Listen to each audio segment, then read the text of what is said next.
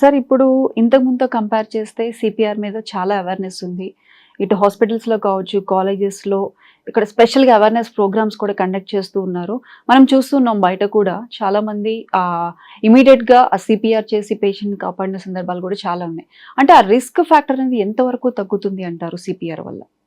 CPR వల్ల చాలా మంది పేషెంట్స్ మనం సేవ్ చేయగలుగుతాం.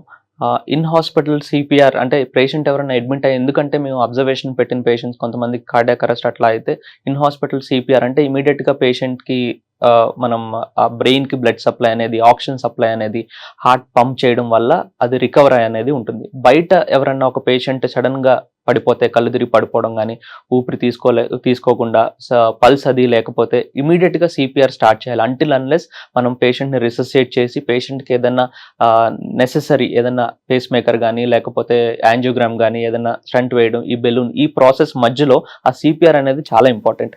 మనం డిలే చేస్తే అంటే మేము 5-10 మినిట్స్ అంటే ఆ ఫ్రాక్షన్ ఆఫ్ టైంలో కూడా వితిన్ సెకండ్స్ ఆఫ్ టైంలో కూడా కొంతమంది పేషెంట్స్కి బ్రెయిన్కి బ్లడ్ సప్లై అందకపోవడం, ఆక్సిజన్ అందకపోవడం వల్ల బ్రెయిన్ డెడ్ అయిపోతారు. సో అందుకని సిపిఆర్ అనేది ఎంత తొందరగా ఇన్స్టెంట్గా మనం స్టార్ట్ చేస్తే and until unless the patient reaches the hospital emergency or ambulance వచ్చి సపోర్ట్ అనేది ఉన్నంత వరకు మనం సిపిఆర్ కంటిన్యూస్గా చేస్తూ ఉండాలి. చాలా అవేర్నెస్ ప్రోగ్రామ్స్ మేము క్రియేట్ చేస్తూ ఉన్నాము. ఈవెన్ వర్క్ ఏరియాస్లో కానీ, స్కూల్స్లో కానీ, ఆఫీసెస్లో కానీ, ఈవెన్ మాల్స్లో కానీ ఈ అన్ని చోట్ల ఈ సిపిఆర్ ప్రోగ్రామ్ అనేది అంటే ఎలా చేయాలి, ఏం చేయాలి, ఎమర్జెన్సీ డివైసెస్, డిఫిబ్రిలేటరీ డివైసెస్ ఇప్పుడు చాలా చోట్ల అవైలబుల్గా ఉన్నాయి. అంటే సడన్గా షార్ట్ సర్క్యూట్ వచ్చినట్టు హార్ట్కి అట్లా ఏమన్నా వస్తే షాక్ ఇచ్చేది మనకి ఈజీ యాక్సెసిబుల్గా ఉండేటట్టు కూడా ఇప్పుడు క్రియేట్ చేస్తూ ఉన్నారు. సో ఈ అవేర్నెస్ అనేది చాలా ఇంపార్టెంట్. ఎవరన్నా మన దగ్గర ఒక రూమ్లో ఇద్దరు మనుషులు ఉంటే ఒకళ్ళు సడన్ గా కళ్ళు తిరిగి పడిపోవడం కానీ, పల్స్ లేకపోకుండా ఆక్సిజన్ తీసుకోలేకపోవడం అంటే ఊపిరి ఆడకపోవడం అంటుంటే ఇమీడియట్ గా సిపిఆర్ స్టార్ట్ చేసి హెల్ప్ కి పిలవాలి. ఓకే, అంటే అది మనం హార్ట్ రిలేటెడ్ ఇష్యూ అని మనం ఎలా తెలుసుకుంటాం సార్? ఏదైనా కళ్ళు తిరిగి పడిపోయినప్పుడు కానీ, అన్కాన్షియస్ అయినప్పుడు? సో ఇమీడియట్ గా మనం పల్స్ చెక్ చేసుకోవాలి. పల్స్ చెక్ చేయడం ఇట్స్ అ బేసిక్. అట్లీస్ట్ నాడి అనేది మనకి అట్లీస్ట్ కొంచెం మనకు తెలుస్తుంది. నాడి తెలియకపోతే మనం పేషెంట్ ఊపిరి తీసుకోకుండా అలాగ పడిపోయి ఉన్నారు అని అంటే ఇమీడియట్గా మనం సిపిఆర్ స్టార్ట్ చేయాలి. ఈవెన్ డౌట్ ఉన్నా కూడా సిపిఆర్ స్టార్ట్ చేయాలి. సిపిఆర్ స్టార్ట్ చేయడంలో మనకి ఇది నష్టం ఏం లేదు, లాభం మాత్రమే. ఓకే, అంటే నష్టమేం లేదు అంటున్నారు. అంటే అది పర్టికులర్గా అవేర్నెస్ ఉన్న పర్సనే చేయాలి అని అనుకోవచ్చు. ఎందుకంటే ఆ కంప్రెషన్ స్పీడ్ కానీ, కాంట్రాక్షన్ స్పీడ్ కానీ మినిట్కి 100 టైమ్స్ ఆర్ 120 టైమ్స్ చేయాల్సిన పరిస్థితి ఉంటుంది. ఆ గ్యాప్ ఎక్కడ కూడా ల్యాబ్స్ కాకుండా చేయాలి అంటే అది కామన్ పర్సన్కి ఆ పాసిబిలిటీ అవుతుందా? అందుకే అవేర్నెస్ ప్రోగ్రామ్స్ అనేవి అంటే మేము ఈవెన్ టీవీల్లో కానీ, యూట్యూబ్లో కానీ ఇప్పుడు చాలా అవైలబిలిటీ ఉంది. సో డెప్త్ ఆఫ్ కంప్రెషన్ అనేది, మధ్యలో మనం బ్రీతింగ్ ఇవ్వడం, పేషెంట్కి బ్రీతింగ్ ఇవ్వడం అనేది కూడా చాలా important.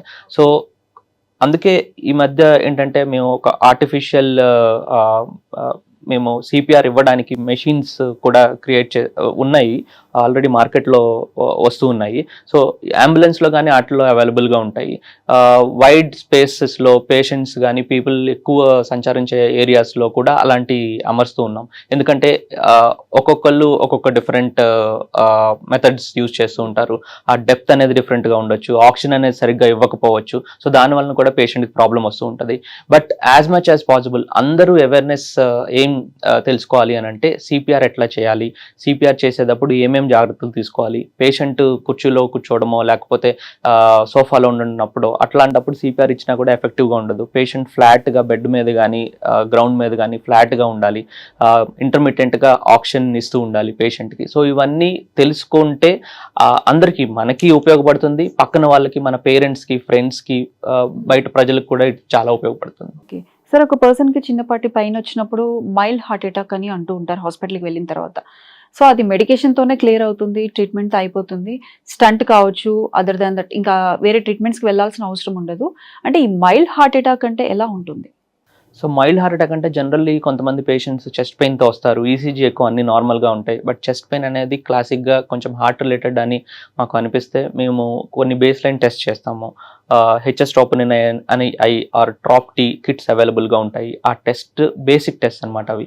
So minimal damage, minimal ఏదన్నా అంటే మజిల్లో ఉండే మయోకార్డియోసైట్స్ ఇవన్నీ కొంచెం ఏమైనా డ్యామేజ్ అవుతాయి, అవి బ్లడ్లో ఎలివేట్ అవుతాయి ఆ బ్లడ్ టెస్ట్ చేసినప్పుడు. సో దాన్ని మైల్డ్ హార్ట్ అటాక్ అని అంటాం. సో మైల్డ్ హార్ట్ అటాక్ ఉన్నప్పుడు మేము డెఫినెట్గా మెడికేషన్స్ అవి ఇస్తాము. తర్వాత యాంజియోగ్రామ్ చేసి అది ఒకవేళ క్లాట్ రిలేటెడా లేకపోతే బ్లాక్ రిలేటెడా, అటాక్ ఏమన్నా ఉందా అన్నది మేము దాన్ని అబ్జర్వ్ చేసి దానికి ఏమైనా ఫర్దర్గా స్టంటింగ్ చేయాలా, బెలూన్ చేయాలా, క్లాట్ రిమూవ్ చేయాలా అన్నది డెసిషన్.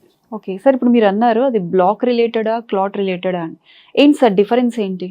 సో బ్లాక్ అనేది cholesterol deposition. So cholesterol deposition స్లోగా ఏర్పడుతూ ఉంటుంది.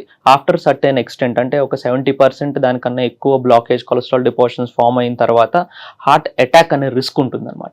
ఒకవేళ ప్లాక్ రప్చర్, అంటే ఇది చాలా సాఫ్ట్గా ఉంటుంది, ప్లాక్ రప్చర్ అయిన తర్వాత మామూలుగా మనకి బ్లీడింగ్ అయితే ఎలా మనకి స్టాప్ అవుతుందో, ఈవెన్ లోపల కూడా సడన్ ప్లాక్ రప్చర్ అయినప్పుడు అలా క్లాట్ అవుతుంది. సో క్లాట్ అయినప్పుడు మనకి హార్ట్ అటాక్, అంటే 100% బ్లాక్ లేకపోతే 90%, 99% ఆ ఏరియాకి రక్త సరఫరా ఆగిపోవడం వల్ల మనకి హార్ట్ అటాక్ అనేది వస్తుంది. ఓకే.